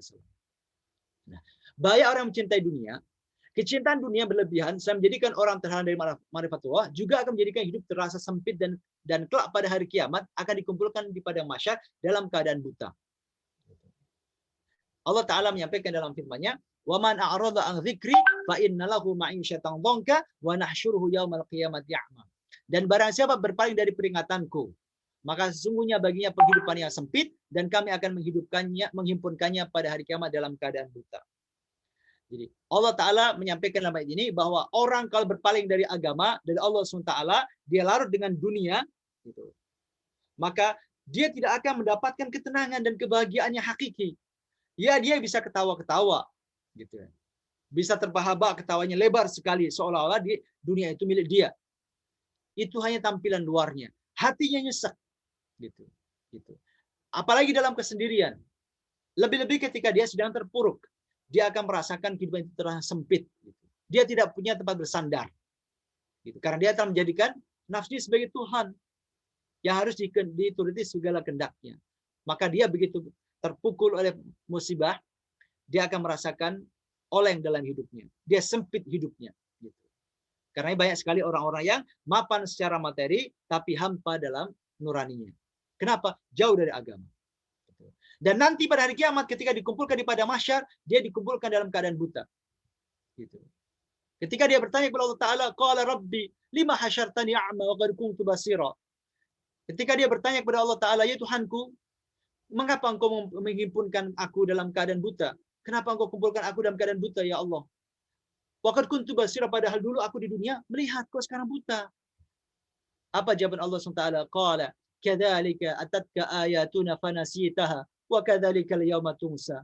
Allah berfirman, Demikianlah telah datang kepadamu ayat-ayat kami, maka kamu melupakannya, dan begitu pula pada hari ini kamu pun dilupakan. Dulu ketika kamu di dunia, ada Rasul, ada para da'i, banyak ustadz, banyak kajian. Kamu nggak pernah menghiraukannya. Kamu melupakan agama, melupakan akhirat, bahkan melupakan aku Tuhanmu. Maka hari ini kamu juga aku lupakan. Sudah, aku cuekin kamu. Gitu. Dibutakan oleh Allah SWT ketika dikumpulkan di padang mahsyar. Tentu sesuatu yang mengerikan bagi kita semuanya. Bagaimana kita dikumpulkan di tempat asing bersama seluruh manusia dalam keadaan kita buta. Naudzubillah min dzalik. Ini orang yang larut dalam dunia. Makanya Rasulullah SAW mengingatkan kita semuanya, boleh kita mencari dunia, karena itu adalah wasilah kita untuk akhirat. Tapi jangan sampai kita menjadi fansnya dunia.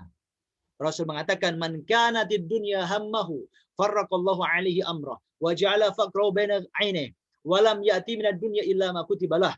Wa man kanatil akhiratu niyyatu, jama'allahu lahu amrah, wa ja'ala ghinahu fi qalbihi, wa atadhu dunya wa hiya raghimah. Kata Rasul dalam hadis yang mulia ini, barang siapa dunia menjadi tujuannya, maka Allah akan mencerai berikan urusannya, menjadikan kefakiran di kedua pelupuk matanya, dan ia tidak mendapatkan dunia kecuali sesuai apa yang telah ditetapkan baginya. Jadi barang siapa yang menjadikan semuanya dunia, pokoknya segala sesuatu dunia, ada untungnya nggak buat saya? Apa yang saya bisa dapatkan dari ini? Selalu yang dipikirkan adalah untung, gitu. Maka kata Nabi dalam hadis yang ini, kalau orang orientasinya selalu dunia, maka justru urusannya akan berantakan. Hidupnya akan berantakan. Urusannya akan berantakan. Dan dia akan merasa kurang terus. Saya masih belum punya ini. Ini ada seri terbaru mobil, saya belum punya. Dia akan merasa kurang terus. Padahal dunia ini tidak akan sampai ke dia kecuali sesuai takdirnya. Masing-masing kita rezeki sudah ditakdirkan Allah Ta'ala. Kita mau jungkir balik, mau menjadikan kepala jadi kaki, kaki jadi kepala, kita mau jual harga diri kita, menjual apapun yang ayat-ayat Quran misalnya, berbohong, berdusta, tetap rezeki kita sudah ditentukan oleh Allah Subhanahu wa taala, enggak lebih dari itu. Itu kata Rasul. Kemudian selanjutnya Rasul mengatakan, dan barang siapa yang tujuan hidupnya adalah akhirat, Allah Azza wa Jalla akan mengumpulkan urusannya, menjadikan kekayaan di hatinya, dan dunia akan mendatangi dalam keadaan hina. Kalau orang orientasinya akhirat, semuanya dimaksudkan untuk Allah SWT, kita bekerja, kita berkarya, kita berkontribusi semuanya karena Allah SWT, maka kita akan dijamin oleh Allah Ta'ala. Urusan kita malah relatif lebih lancar, hidup kita teratur, dan kita merasa cukup, tidak terus merasa kurang, dan seterusnya. Dan dunia akan datang kepada kita, harta akan datang kepada kita, dia yang hina. Bukan kita menghinakan diri. Dalam kehidupan ini ada orang yang mencari harta, mencari dunia sampai menghinakan diri. Gitu. Berbohong, menipu, dan segala macam. Harga dia sebagai manusia dijual habis hanya untuk dunia. Itu orang kalau orientasi dunia. Tapi kalau orang orientasi akhirat, dia tidak mungkin menjual harga dirinya untuk dunia. Bahkan dunia akan mendatangi dia. Baik jamaah sekalian, Bapak Ibu yang dimuliakan Allah Ta'ala, itulah bagian pertama dari mawani'u ma'rifatillah, penghalang-penghalang ma'rifatullah, yaitu dari maradu asyahwah, penyakit syahwat. Nah, berhubung waktunya sudah hampir 6:30, jadi mungkin kita cukupkan sampai di sini dulu pembahasan kita untuk penghalang-penghalang ma'rifatullah sampai pada poin penyakit syahwat. Insya Allah di pekan berikutnya kita akan lanjutkan pembahasan tentang maradu syubhat, penyakit syubhat atau penyakit atau penghalang ma'rifatullah yang berasal dari akal kita atau dari minimnya ilmu kita. Baik, demikian Bapak sekalian, selanjutnya saya kembalikan kepada Dr. Arifin. Tafadhol Dokter. Jazakallah khair Ustaz. Suara saya kalau suara saya jelas nggak, Ustaz? Jelas Dokter, jelas Tadi banget. mungkin ada kendala ini ya, jaringan ya, jadi agak ini. Ya, kita belajar maradu syahwat aja udah panjang ternyata. Jadi ya, cukup banyak sih. Walaupun poinnya mungkin nggak banyak, ada 3, tapi ternyata pembahasan pendalaman terhadap 3 poin ini juga udah cukup harus kita resapi dulu sehingga kita bisa diskusi lebih banyak dengan pertanyaan-pertanyaan nantinya. Nanti pekan depan baru kita bicara tentang maradu syubhat ya, Ustaz. Insyaallah, ya. Ustaz, ada pertanyaan hutang yang pekan lalu, Ustaz, dari Dr. Paramita. Ya. Assalamualaikum Ustaz, izin bertanya, bagaimana Islam memandang pencatatan pemasukan dan pengeluaran? Ada yang mengajarkan bahwa kita harus mencatat setiap uang yang kita keluarkan sekecil apapun, termasuk bersedekah. harus kita lakukan pencatatan. Apakah jika dilakukan pencatatan tersebut akan mempengaruhi keikhlasan dalam bersedekah dan terasa ribet jika semuanya harus dicatat? Mungkin ini ada beliau ikut satu apa ya, kayak kajian ataupun yang lain yang menyatakan tentang pencatatan. Bagaimana, Ustaz? Ya, terima kasih Dr. Paramita. Jadi baik, termasuk dalam masalah harta atau masalah keuangan itu memang Islam menganjurkan kita supaya berhati-hati dalam masalah keuangan. Karena ini berkaitan dengan urusan Allah dan urusan manusia. Gitu. Tapi kalau kaitan dengan pencatatan, ini kan bagian dari teknis. Gitu. Apakah memang semuanya harus dilakukan pencatatan? Nah, kalau yang secara dalil disampaikan oleh Allah Ta'ala itu hanya beberapa. Yang pertama adalah ketika kita melakukan transaksi jual beli tidak tunai. Gitu. Kita melakukan transaksi jual beli tidak tunai, berarti terjadi hutang piutang di situ. Atau bahkan hutang piutang itu sendiri. Jadi misalkan kita berhutang kepada orang atau orang berhutang kepada kita. Nah, kalau itu memang diperintahkan untuk dicatat. Gitu. Nah, Allah sampaikan dalam satu firman-Nya, wa idza tadayyantum bidainin ila ajalin musamma faktubuh. Jika kalian saling hutang piutang atau melakukan transaksi jual beli yang tidak tunai, gitu, sampai pada batas waktu tertentu, artinya ada pelunasan nanti, gitu ya. Gitu. Faktubuh, maka catatlah. Gitu.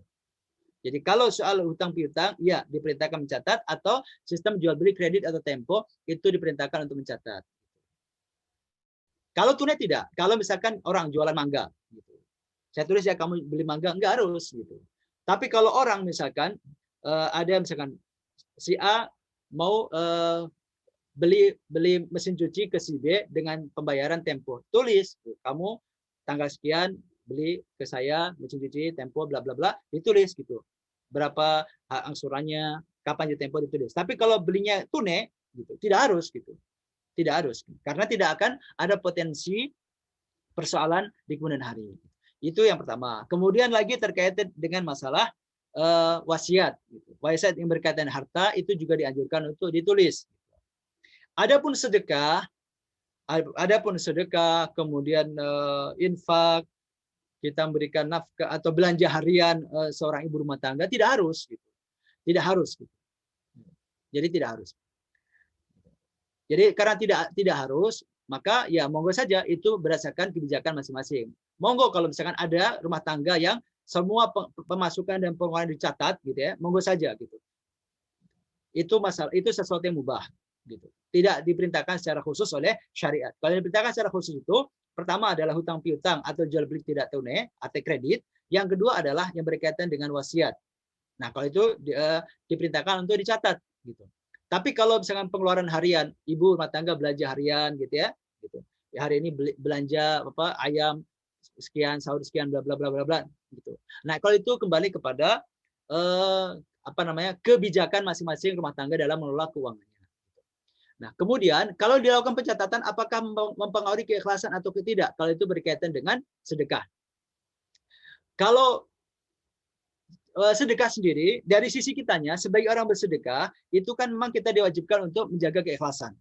Kalau dengan kita mencatat itu malah menjadikan kita tidak ikhlas, maka harus dicatat gitu. Karena yang wajibnya itu adalah ikhlasnya bukan nyatetnya gitu. Kalau yang menerima titipan sedekah kita, misalkan kita sedekah ke lembaga sosial atau ke lembaga amil zakat gitu atau ke DKM, baiknya dia dicatat gitu karena dia menerima amanah orang gitu ya. Tapi kalau kita yang bersedekah tidak ada keharusan untuk mencatat gitu. Yang ada keharusan apa? Yang ada keharusan adalah kita diwajibkan untuk ikhlas. Nah, kalau dengan kita mencatat justru malah jadi kita teringat-ingat sedekah kita. Oh, waktu itu saya pernah bantu fulan sekian ya. Oh, waktu itu saya pernah bantu fulan sekian ya. Gitu. Oh, waktu itu pas renovasi masjid ternyata yang nyumbang paling banyak saya ya. Kalau malah jadi kita teringat-ingat dengan amal kita, nggak usah dicatat. Gitu. Karena yang wajib adalah ikhlasnya, sedangkan nyatat itu tidak. Kecuali tadi ya, dalam jual beli tidak tunai, atau hutang piutang, kemudian berkaitan dengan wasiat, kemudian termasuk juga adalah yang berkaitan dengan pengelolaan bisnis. Karena apa? Karena itu berkaitan dengan masalah zakat. Gitu. Jadi kita memulai bisnis itu misalkan kapan, dengan modal berapa, karena itu kan nanti berkaitan dengan penghitungan zakat. Gitu. Tapi kalau soal sedekah, yang saya tahu tidak ada perintah untuk mencatat sedekah dan infak kita. Bahkan Kalau sampai itu mengganggu keikhlasan kita, malah sebaiknya tidak usah dicatat. Gitu. Awalan. Kira-kira itu, Dr. Paramita. Cukup jelas, Ustaz. Itu juga jadi masukan buat kita semua sih sebenarnya. Pertanyaan berikutnya, Ustaz. Ini dari Chevy. Assalamualaikum, Ustaz. Mau bertanya, dalam Al-Isra ayat 30 dinyatakan bahwa Allah melapangkan rizki bagi siapapun yang Dia kehendaki dan menyempitkannya. Pertanyaan beliau adalah, siapakah yang Allah lapangkan dan siapakah yang disempitkan rizkinya tersebut? Pertanyaan kedua adalah, dapatkah kita ikhtiarkan supaya Allah lapangkan rizki kita? Ya. Jazakallah khair. Baik, dengan Bu atau Mas atau Mbak? Nah, ini wallahu alam. Baik, jadi begini. Rizki kita memang sudah ditentukan oleh Allah Subhanahu wa taala, ada yang dilapangkan, ada yang disempitkan, ada yang digelar, ada yang ditakar. Inna rabbaka yabsutu rizqa liman yasha'u wa yaqdir. Sesungguhnya Tuhanmu, dialah yang melapangkan rizki orang yang Dia kehendaki dan menyempitkan orang yang Dia kehendaki. Ada yang dilapangkan, ada yang disempitkan, ada yang digelar, dan yang ditakar. Gitu, seperti itu. Nah, tapi itu semuanya menjadi rahasia Allah SWT. Ada yang dilapangkan, itu juga dirahasiakan Allah, disempitkan juga dirahasiakan Allah. Kemudian, masing-masing orang juga takarannya berbeda. Ada yang takarannya besar sekali, ada yang takarannya besar, ada yang takarannya sedang, ada yang takarannya kecil sekali. Semuanya dirahasiakan Allah. Jadi Allah sengaja tidak mau membocorkan jatah rezeki masing-masing kita. Beda rezeki masing-masing kita, beda. Allah yang tentukan, tetapi Allah tidak membocorkan itu. Allah tidak membocorkan itu. Biarkan itu menjadi rahasia Allah SWT. Sebagaimana umur kita menjadi rahasia Allah. Gitu. Allah sendiri yang mengetahui tentang batas umur kita sampai kapan. Gitu. Nah, itu pertama. Jadi tidak ada yang tahu siapa yang dilapangkan dan siapa yang disempitkan rezekinya. Dan ini bagi Allah Ta'ala itu diberlakukan sama untuk yang mukmin maupun yang kafir. Yang mukmin dan yang kafir sama. Yang mukmin ada yang dilapangkan rezekinya, ada yang disempitkan.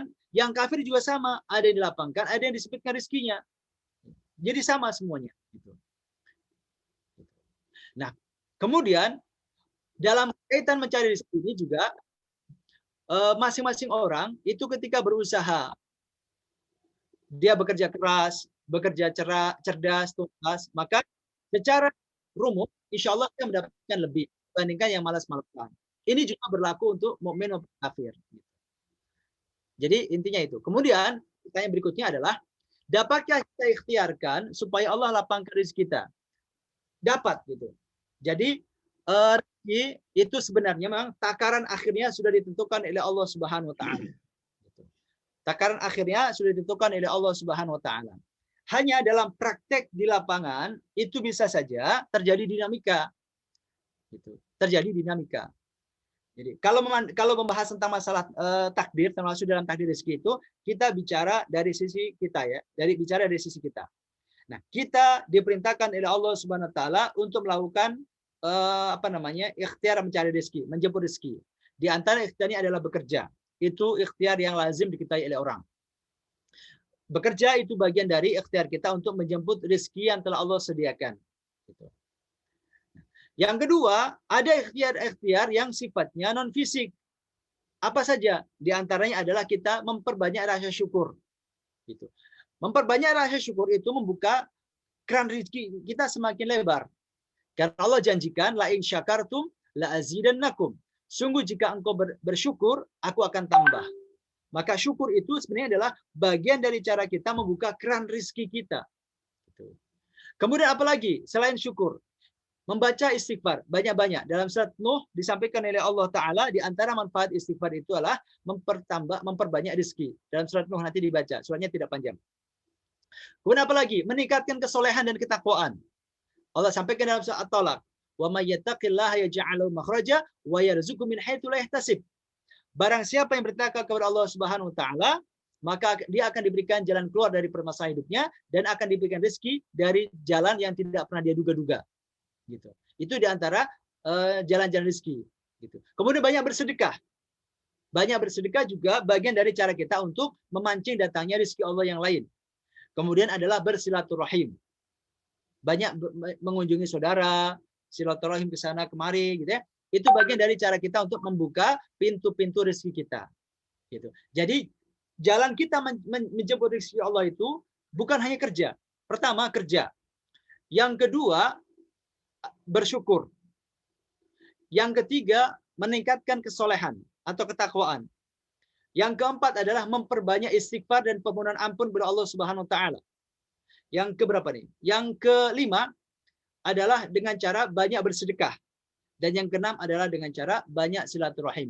Ini diantara jalan-jalan rezeki yang disediakan oleh Allah Subhanahu wa taala yang mungkin jarang kita sadari. Tapi itu disampaikan dengan banyak dalil-dalil yang ada.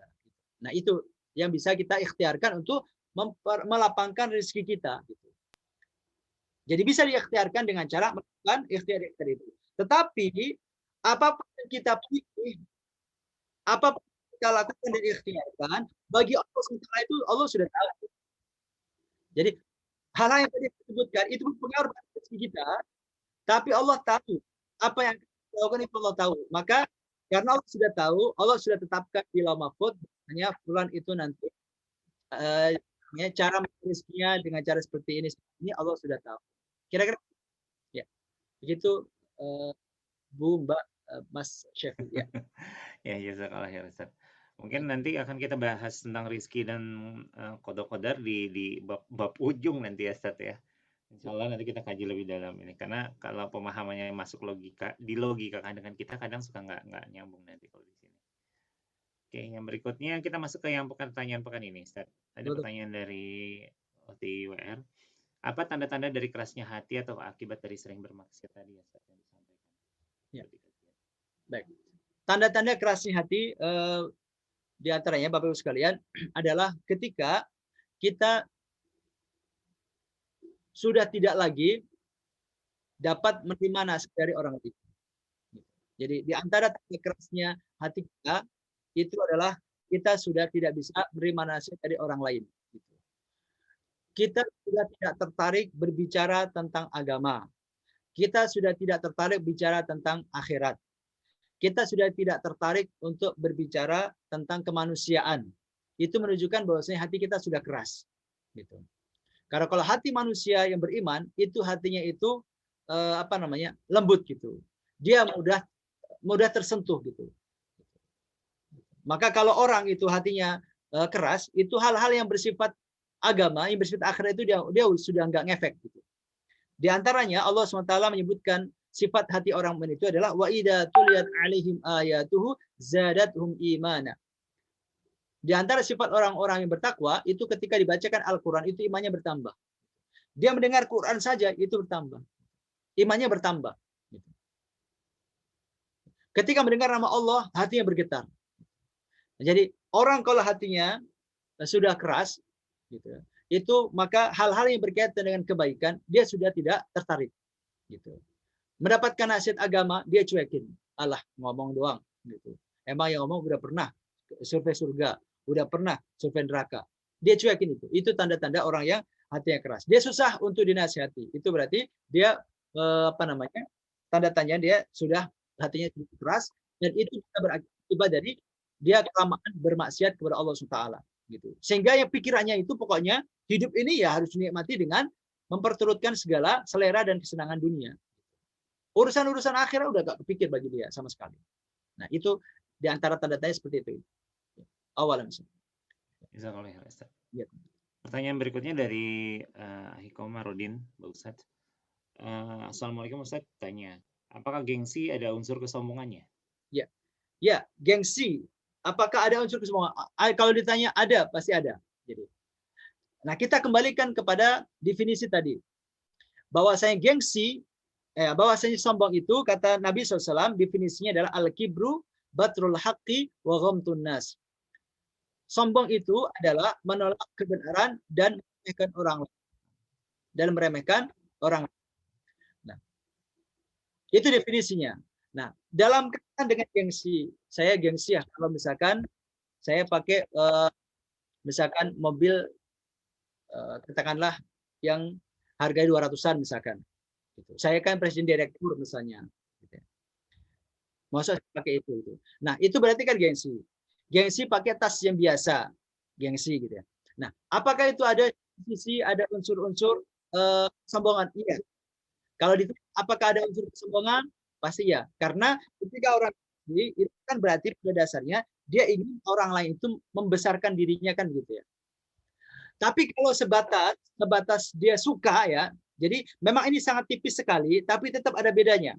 Kalau misalkan kita suka mobil bagus, orang suka mobil Pajero misalkan, orang suka mobil Alphard, itu suka gitu. Itu manusiawi, suka seperti itu manusiawi. Suka kalau misalkan punya tas Hermes kalau ibu-ibu misalkan yang harganya jutaan, itu manusiawi. Suka sesuatu yang bagus, yang wah, yang mahal itu manusiawi. Tapi kalau kemudian malu kalau tidak pakai Hermes misalnya, nah kalau seperti itu kan berarti kan sudah gengsi. Tadinya itu dia sebatas suka, kemudian meningkat lagi ke gengsi kalau tidak pakai itu. Nah kalau sudah pada level gengsi, berarti kan dia ingin agar orang lain itu memandang dia besar, gitu. Dan yang lainnya kecil kan gitu. Jadi dia secara tidak langsung dia telah menggiring dirinya kepada posisi dan tingkatannya lebih tinggi dari yang lainnya, sehingga yang lainnya itu di bawah dia. Gitu. Kan gitu. Dia ingin orang lain membesarkan dirinya. Gitu. Secara tidak langsung seperti itu kan ketika kita gengsi gitu. Jadi kalau ditanya apakah ada unsur kesombongannya, betul ada unsur kesombongannya karena secara tidak langsung ketika orang gengsi itu dia ingin menempatkan dirinya lebih tinggi daripada yang lainnya. Gitu. Ya kita berusaha untuk membersihkan rasa gengsi itu. Kira-kira seperti itu. Nah, jadi tapi memang yang namanya kesombongan itu kan bertingkat-tingkat. Kalau gengsi tentu lebih rendah kadarnya dibandingkan kalau orang memang secara sengaja langsung merendahkan orang lain. Ah, lu tasnya cuma harga puluhan ribu, nggak level gitu. Bermain sama gua yang Hermes tasnya misalnya. Itu kalau itu sudah levelnya memang sudah sombong gitu. Gitu. Nah, gengsi itu ada unsur kesombongan tapi tingkatannya di bawah kesombongan itu sendiri. Awalan. Kira-kira begitu Pak Komarudin. Ya, jazakallah ya Ustaz. Dan ini juga ada fenomena yang jahat ya Ustaz ya, pembelokan akidah kita nih sekarang.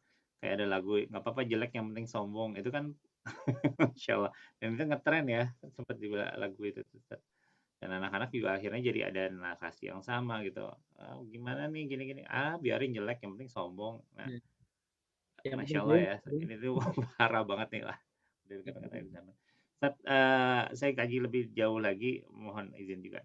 Gengsi ini juga bisa jadi nanti ada unsur yang negatifnya kalau misalnya akhirnya korelasinya dengan ibadah, dia ujungnya ria ya Ustaz ya.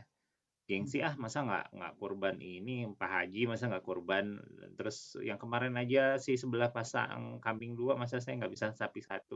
Itu juga malah jadi mendorong ke sesuatu yang ria jadi Ustaz ya. Ya betul. Ya. Jadi kesannya gengsinya bagus, Dokter ya. Gengsi dalam ibadah gitu ya. Tapi itu juga sesungguhnya telah mencederai keikhlasan gitu. Jadi harusnya dia kurban terbaik karena Allah, tapi ini kurban terbaik karena mempertahankan gengsi, status dan seterusnya. Iya, alhamdulillah. Ustaz, qadarullah hari ini waktunya pas 6.43. Jadi di sini kalau kita lihat masih ada 3 pertanyaan lagi dari Ahif Haki, ada Novi, ada Siti. Mohon izin mungkin pertanyaannya kita hutangkan untuk pekan depan, dan pekan depan mungkin kita akan bahas tentang subhat ya Ustaz ya, dan insya Allah mungkin diskusinya bisa lebih banyak pada saat pekan depan. Ya, alhamdulillah kajian hari ini cukup banyak membawa pencerahan kepada kita bahwa yang bisa mencederai gimana kita tidak mengenal Allah itu sebenarnya hanya 2 besar utama, yaitu syahwat dan subhat. Kita sudah kupas dalam konteks syahwatnya, dan dari syahwat itu ternyata ada beberapa kondisi yang kita anggap seperti sesuatu yang biasa, seperti tadi ya, pembahasan sombong aja. Sombong itu kayak dimaklumkan, tapi ternyata konteksnya bisa mencederai banyak, mulai dari kesombongan yang karena kita menolak adanya ke hak atau kebenaran, merendahkan orang lain, dan bahkan tadi dari contoh yang terakhir qadarullah tadi alhamdulillah udah disampaikan sama Hiko Marudin, di situ juga kita bisa lihat bahwa sombong itu justru bisa berujung pada rusaknya hati dan amalan kita ya Ustaz ya.